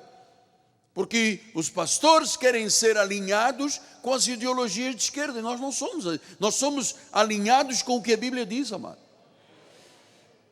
Então, todos têm direito à vida. Gênesis 9:6 diz isso. Se alguém derramar o sangue de um homem, pelo homem se derramará o seu sangue, porque Deus faz o homem segundo a sua imagem. Então a Bíblia está dizendo, olha, tem direito à vida, desde Gênesis. Quem derramar sangue por uma pessoa, será derramado o sangue dele. Êxodo 23, o Senhor diz, não matarás. Jeremias 1:5, ele diz, antes que eu te formasse no ventre da tua mãe, eu já te conhecia. E antes que eu te formasse, quer dizer, quem forma o feto, depois o desenvolvimento, é Deus. Como é que eu vou dizer a Deus, Deus, tu estás me formando, mas minha mãe não quer, então pronto, mamãe decida a minha vida. Não pode. Não matarás, eu já te conhecia. Então nós somos a imagem e semelhança do Senhor. Gênesis 1:26 diz, façamos o homem a nossa imagem conforme a nossa semelhança. Deus nos quis por sua vontade. Eu estou aqui, existo por causa da vontade de Deus. Você está aqui, existe por causa da vontade de Deus. Ninguém poderia interromper a tua gestação, amado. Deus tem um plano na tua vida. Vida, ouça, vida é sagrada. Ela tem que ser respeitada e protegida, porque é inalienável. Portanto, a partir desse entendimento, permitir um aborto é um crime. Sim, mas a lei, o Supremo já diz que pode. Amado, a nossa lei está aqui.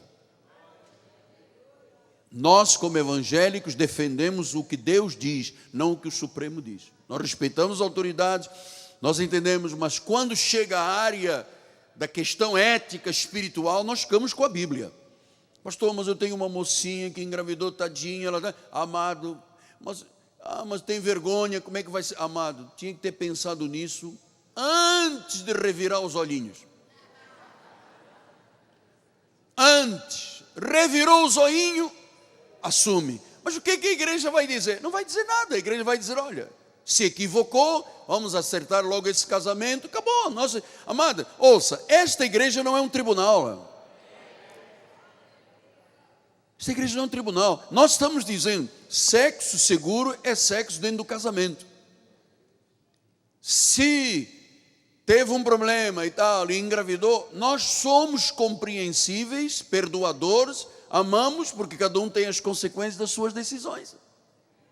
Não pense você que a igreja tem que se reunir aqui, e eu visto uma toga de juiz arbitral, e põe os advogados aqui, irmãzinha, o que a senhora fez? Olha, amado, nós estamos dizendo, sexo é para o casamento, seguro. Engravidou, tem que assumir. Pastor, mas eu não tenho condições financeiras. Nós vamos ajudar. A igreja vai ajudar. Dá o enxoval, dá o bercinho, dá a mamadeira. O apóstolo dá 300 fraldas. A bispa já vai dar o carrinho.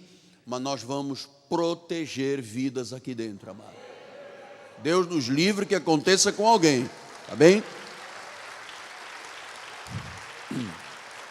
Então, toda lei contrária à vida não é uma lei moral.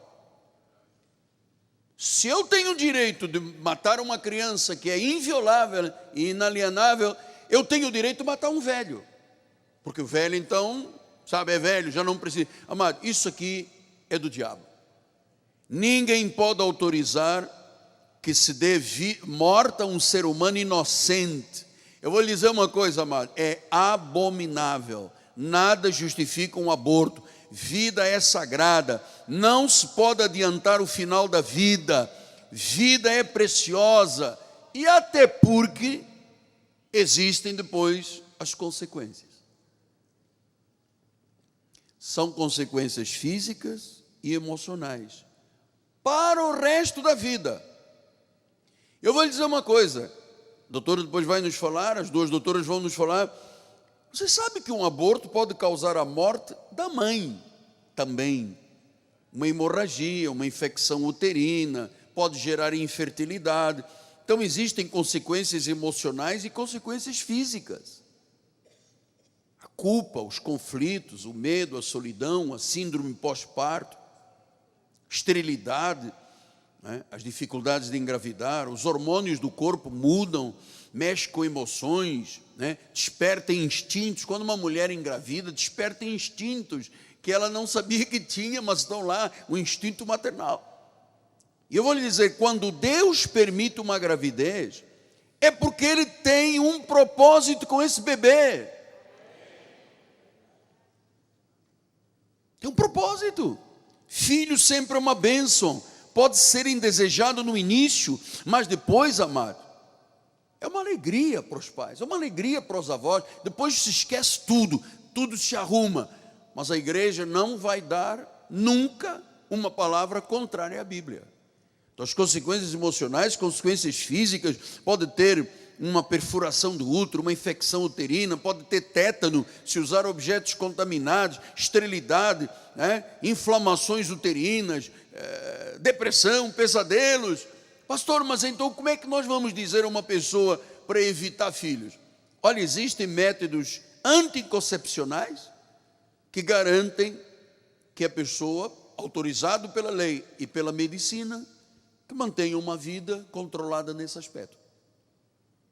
Então, eu vou primeiro chamar a minha esposa para nos falar um pouquinho sobre essas consequências. Depois, doutora Catarina Bispa, a senhora pode dar também uma palavra, como médica também, por gentileza. Vamos receber a nossa bispa com uma linda salva de palmas. Bem, você já trabalhou em hospitais e conhece esses dramas todos que eu estou falando aqui. Queria que você desse uma palavra à igreja, porque eu estou falando como pastor, mas eu queria ouvir a área médica, que é fundamental. Bom dia, amada igreja, graça e paz. Quantas mulheres aqui já foram mães, ou são mães? Muitas de nós. É o que você falou, marido. A Bíblia diz, e nós sabemos, as consequências de um aborto, elas são muito mais do que visíveis, né? Nós conhecemos na mídia algumas famosas que fizeram aborto e até hoje não foram mães, não serão, por causa dessas sequelas. E existe uma premissa de que eu não vejo. Mas com uma semana não é vida. Você acabou de ver na Bíblia que juntou o espermatozoide com o óvulo é vida. Então, imagina você que chega uma mulher num consultório com uma criança de 3 anos grávida, de 3 meses. E ela diz para o médico: doutor, eu vim fazer um aborto porque eu só quero um filho. Eu não quero 2 filhos, eu quero um filho. Então, eu quero abortar este que está aqui. E o médico faz uma proposta. Não, vamos fazer o seguinte. Você me dá o seu filho de 3 anos, eu mato esse filho e você fica com o filho que está no ventre. Qual é a diferença? Quer dizer que o filho de 3 anos que você vê não pode ser morto, mas o de 3 meses que você não vê pode ser morto. E a mulher, não, mas eu quero esse. Não, eles 2 são filhos. Você consegue entender? Eu não vejo, então eu posso matar? Qual é a diferença de você fazer um aborto e deixar a criança nascer e dar um tiro nessa criança? Qual é a diferença? Não há diferença. É pecado, é homicídio, sim. E a premissa hoje, e o grito das mulheres, né, liberalistas, diz assim: esse corpo é meu, eu faço com esse corpo o que eu quiser. Sim, esse corpo é meu, mas o corpo que está dentro dela é de Deus. Então, ela não tem o direito de suprimir essa vida, de tirar esta vida. Então, uma coisa, eu sou mãe, eu tive 3 gravidezes, 3 filhos, mas já ouvimos e já passou por nós. E as sequelas... Existe uma premissa nossa que é assim: o tecido conjuntivo, os tecidos que formam o nosso corpo, eles têm uma memória. E muitas mulheres hoje em dia são infelizes, muito infelizes.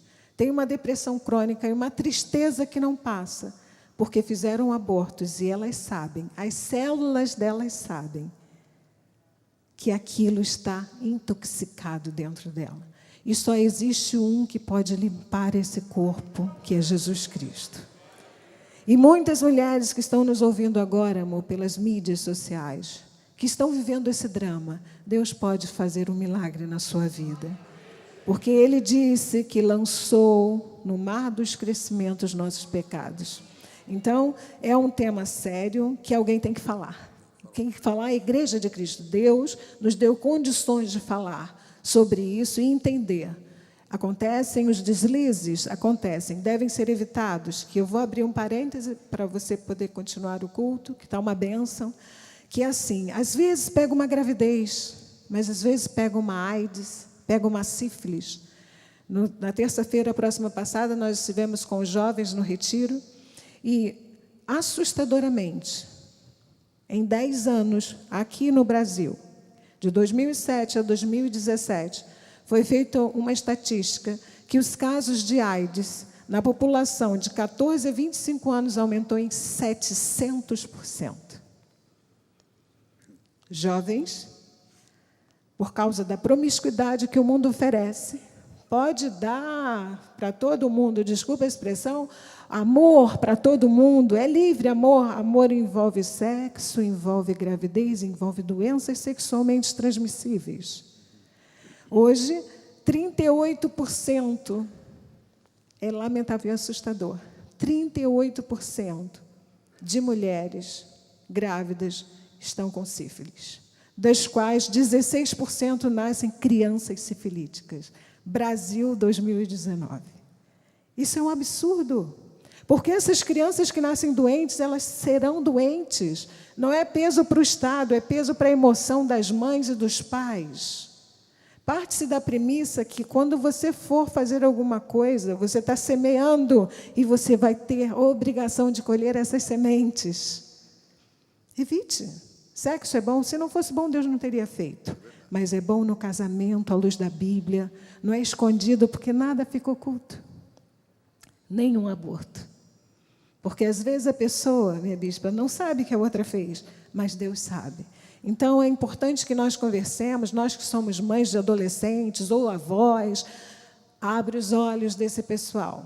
Eu conversava com uma senhora que fazia minhas unhas há 10 dias atrás, e ela disse assim, eu tinha um namorado já há 4 anos, que eu vivia com esse namorado, e eu nunca me protegia. Uma senhora já, de 55 anos, assim, um pouco mais velha do que eu, e ela dizia, eu nunca me protegi.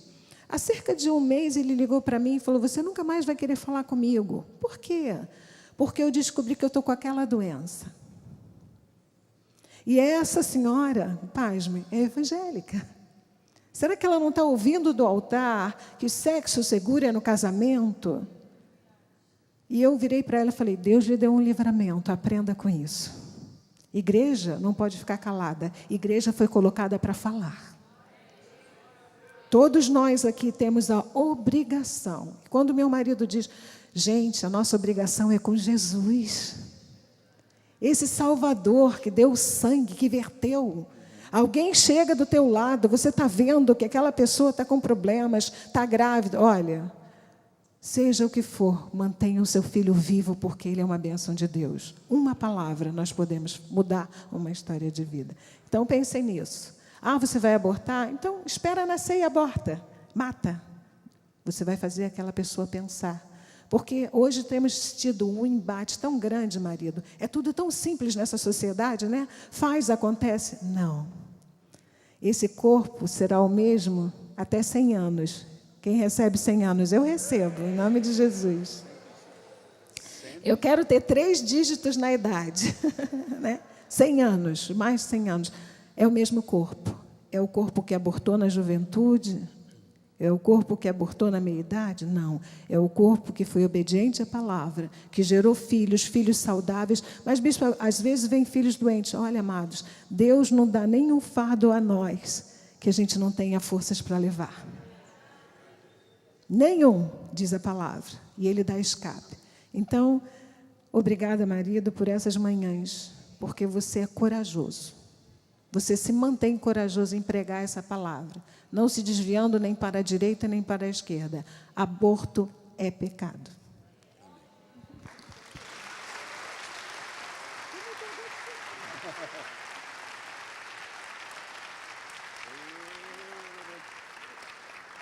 Bispa, doutora Catarina, por gentileza.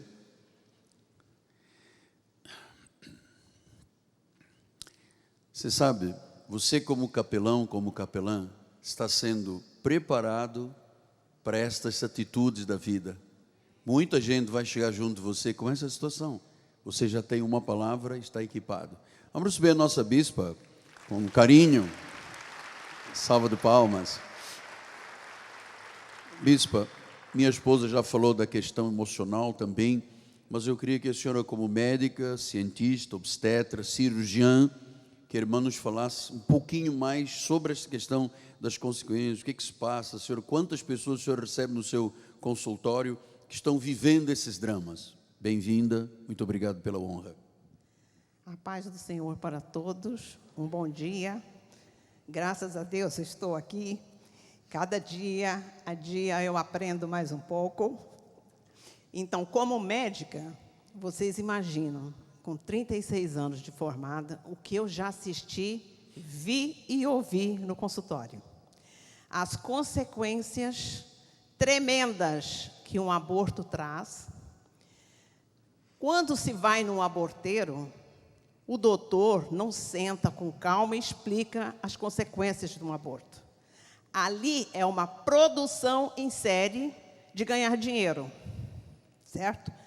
Mulheres que são RH negativo, eles querem saber se é RH negativa, faz o aborto, não orienta, não pergunta, futuramente querem engravidar, vem um abortamento, outro abortamento, outro abortamento. É uma paciente sensibilizada porque era RH negativo. Então, falou-se da sífilis aqui. Há uns anos atrás, a sífilis no Brasil estava quase zero. Hoje, a sífilis no Brasil está 700% aumentada de uns 10 anos para cá. Talvez já esteja até mais a porcentagem. Uma paciente com sífilis, esse bebê que vai nascer com sífilis, sifilítico. Quando se detecta no pré-natal, que se trata, o nenê nasce bem. Mas quando não se faz um pré-natal nesse serviço público, que eles não têm responsabilidade, às vezes, de fazer um pré-natal decente, então nasce uma criança com sífilis e, às vezes, uma sífilis já terciária, que é uma sífilis mortal. Traz consequências tremendas. A AIDS hoje, também, de uns anos para cá, tinha diminuído, mas de 10 anos para cá houve uma ascendência e numa idade jovem, que a bispa já citou aqui. Hoje, quando se faz um pré-natal bom, a criança pode até nascer sem HIV positivo, mas tem que ter controle. O aborto, gente, a fecundação é a coisa mais sublime que Deus criou. A fisiologia explica isso muito bem. Coitada das pacientes que às vezes fizeram aborto, trazem sequelas emocionais para o resto da vida. Eu tenho pacientes que fizeram, hoje choram no meu consultório, a prática. Doutora, se eu tivesse uma orientação como a senhora orienta, eu jamais teria abortado.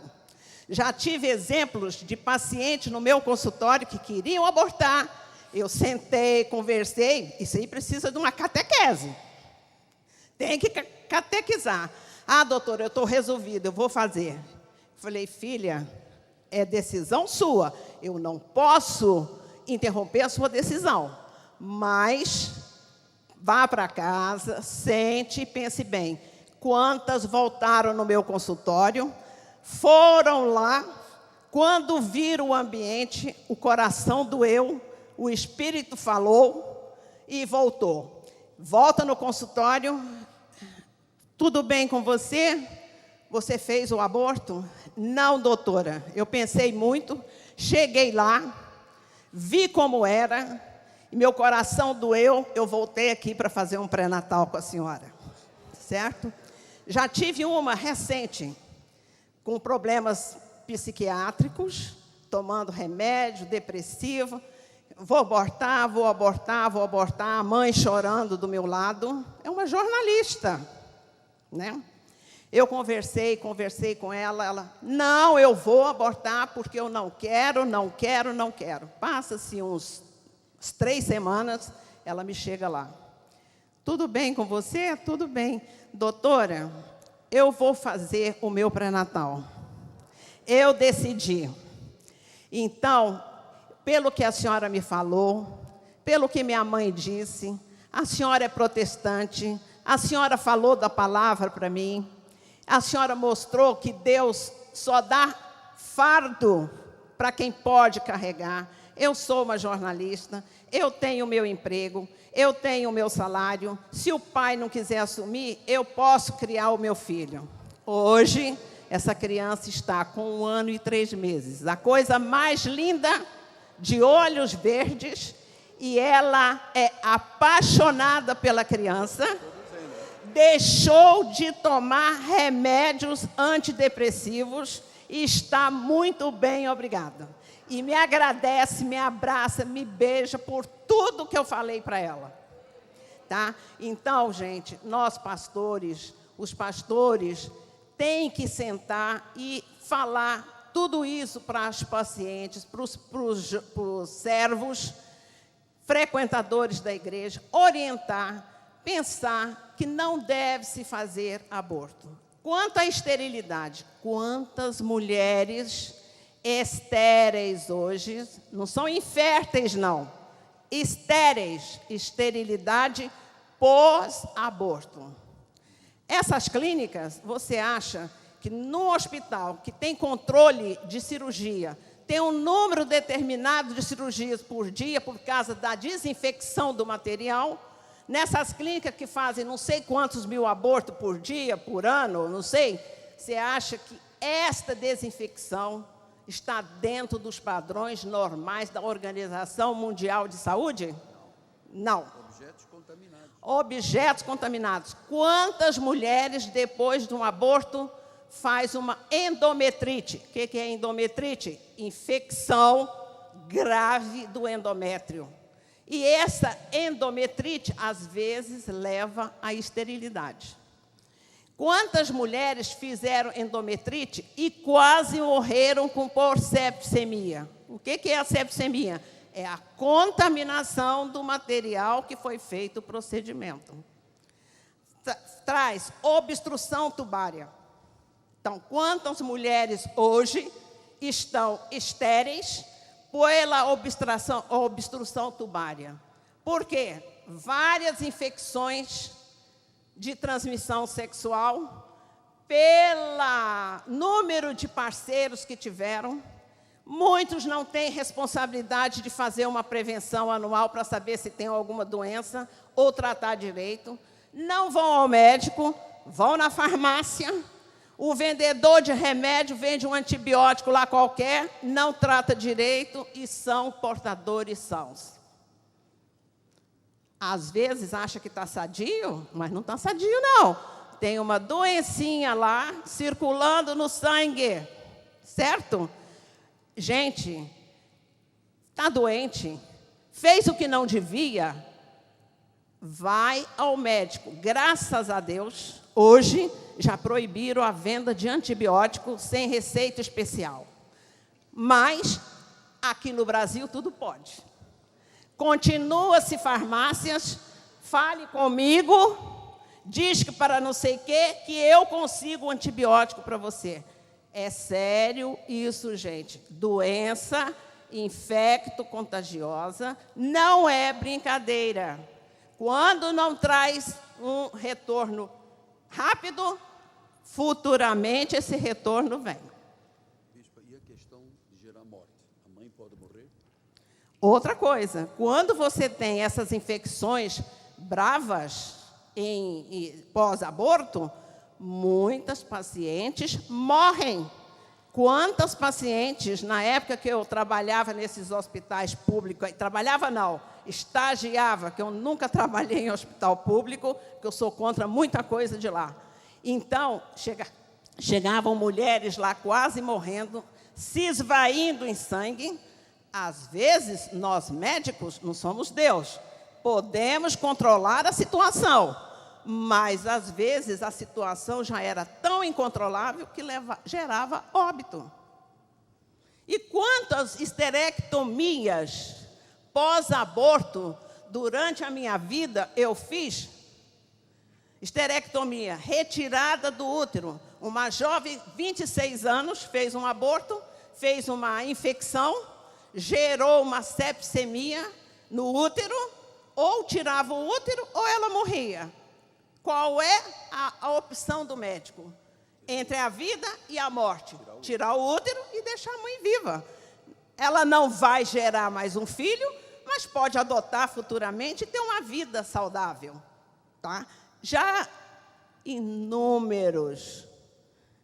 Eu tenho estatística de quantos nasceram comigo, mas não tenho estatística de quantas complicações de aborto eu já vi na minha vida.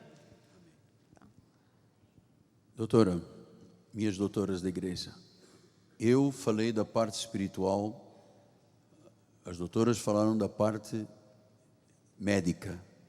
Nós agora temos uma voz. Quando alguém chegar junto de você e disser, eu estou pensando em fazer um aborto, você já tem capacidade de mostrar que o aborto é contra Deus, é pecado, o feto já tem direito à vida. Vamos agradecer a Deus. Sim.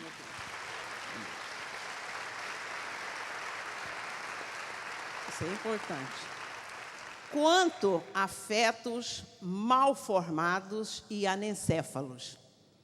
O anencéfalo, ele é um feto que é incompatível com a vida. Ou ele morre intrauterino, ou ele nasce e logo após um dia, horas, 2 dias, porque anencéfalo, não tem encéfalo, vai à morte. Tanto é que nós, médicos, no berçário, quando nasce, os médicos não fazem nada. Deixa ele lá, põe um sorinho e deixa que Deus resolva quantos dias ou quantas horas. O nosso Supremo Tribunal Federal já deu ordem para nós médicos fazermos o aborto se quisermos. Mas tem mães que preferem cursar a gravidez toda e deixar vir nascer. Outra coisa é que nós também, médicos, orientamos o paciente, é o seguinte, até o 3º mês existe um exame que se faz que chama translucência nucal. Às vezes a translucência nucal dá alterada, mas porque exame nenhum laboratorial é 100% fidedigno, certo? Quantas mães a translucência nucal, inclusive o exame genético de punção amniótica, deu errado e o feto nasceu normal. Milagre de Deus. Então, não podemos, nós médicos, orientarmos. Se o paciente pergunta, a gente orienta nesse sentido e deixe que eles tomem a decisão. Certo? Amém. Muito obrigado. Mais uma vez, vamos agradecer.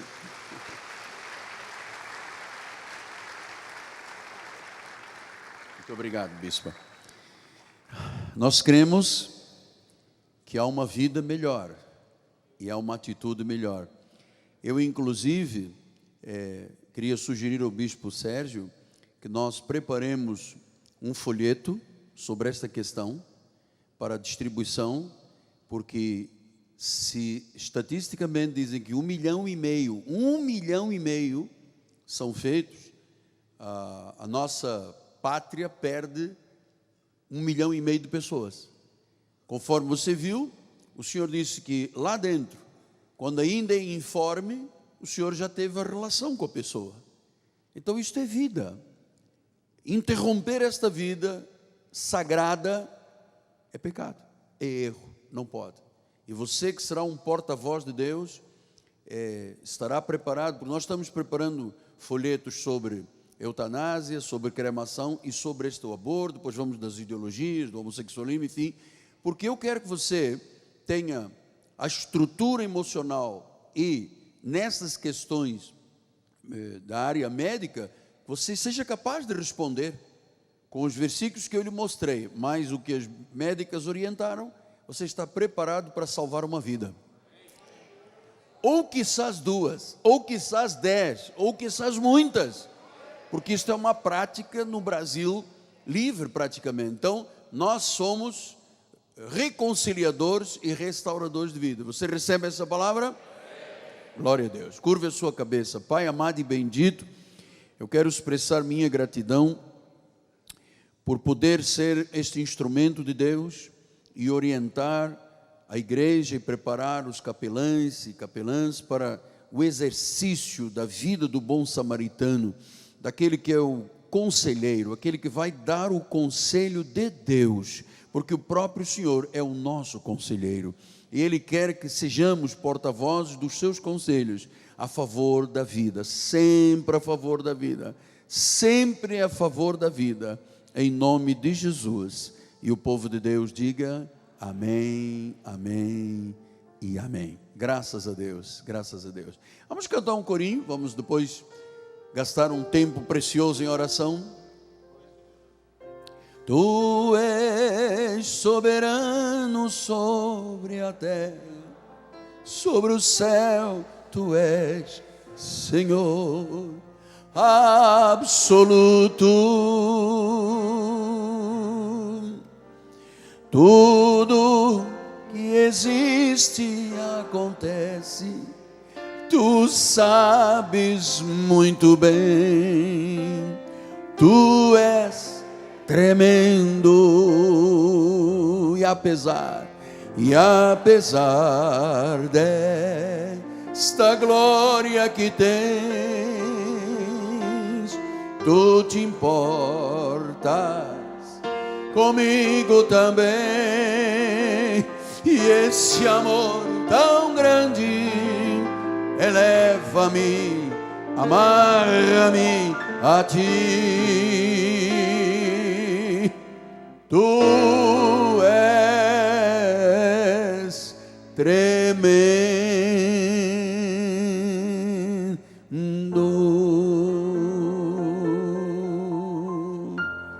Ele disse: eu vim para que tenham vida e tenham em abundância. Tenham abundância, vida e vida em abundância, em nome de Jesus, amém? Vamos agora passar um tempo aos pés do Senhor, em intimidade com Deus, em nome do Senhor Jesus Cristo. E não se esqueça, como parte desse ministério, você é a favor da vida, em qualquer circunstância, você é a favor da vida.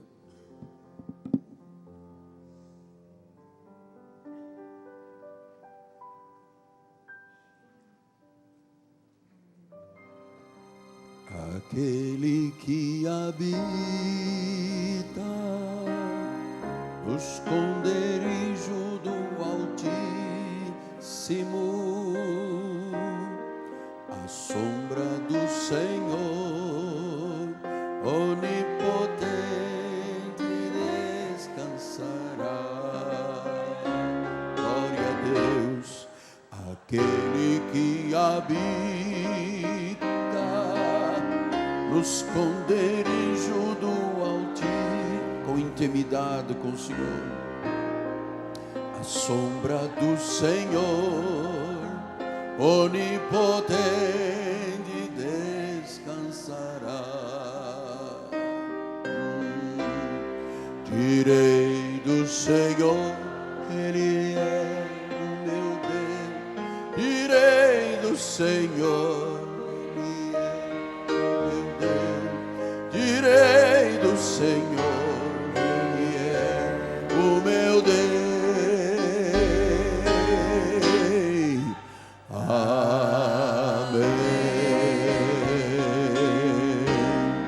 Direi do Senhor, Ele é o meu Rei. Direi do Senhor, Ele é o meu Rei. Direi do Senhor, Ele é o meu Rei. Amém.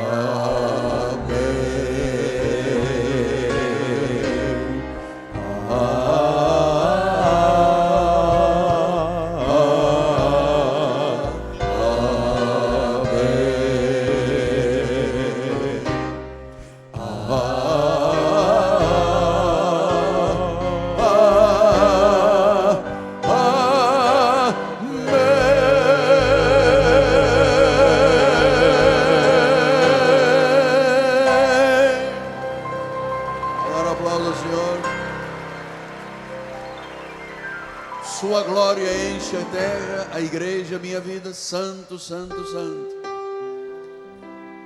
Sua glória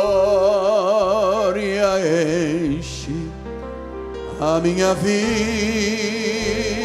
Cante, igreja. Vamos com fé, irmãos. Sua glória enche a minha vida.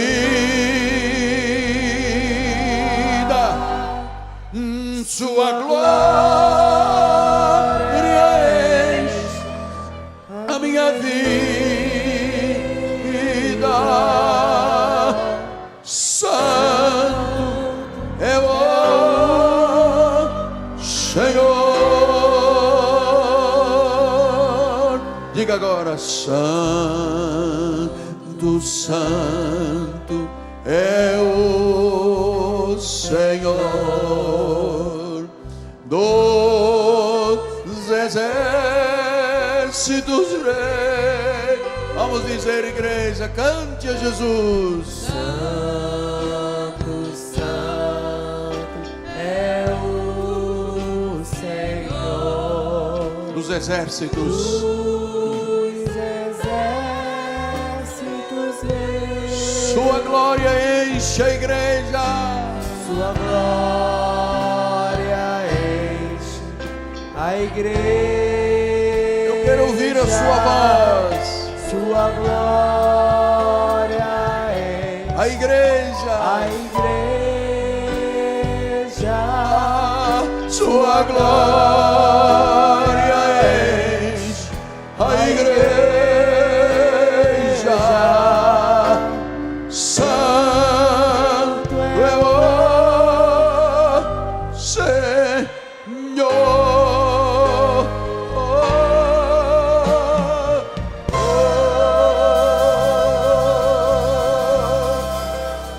Glória a Deus. Glória a Jesus. Vamos todos ficar de pé. Estenda as suas mãos para o altar. Bendiga a Deus. Diga assim: bendiz, ó minha alma, ao Senhor, e eu não me esquecerei de nenhum só dos seus benefícios. Diga outra vez: eu não me esquecerei de nenhum só dos seus benefícios. Assim, Senhor, o teu povo vai voltar agora às suas casas. Os teus anjos protegerão, vigiarão, guardarão os seus caminhos. Aqueles que vão a pé, aqueles que vão de automóvel, aqueles que vão, Senhor, dos veículos públicos. Senhor, guarda, protege, para que esse final de semana seja tão maravilhoso, tão bom, e que tudo o que aqui viemos semear, Senhor, quando chegarmos à porta do templo, comecemos a colher com grande abundância.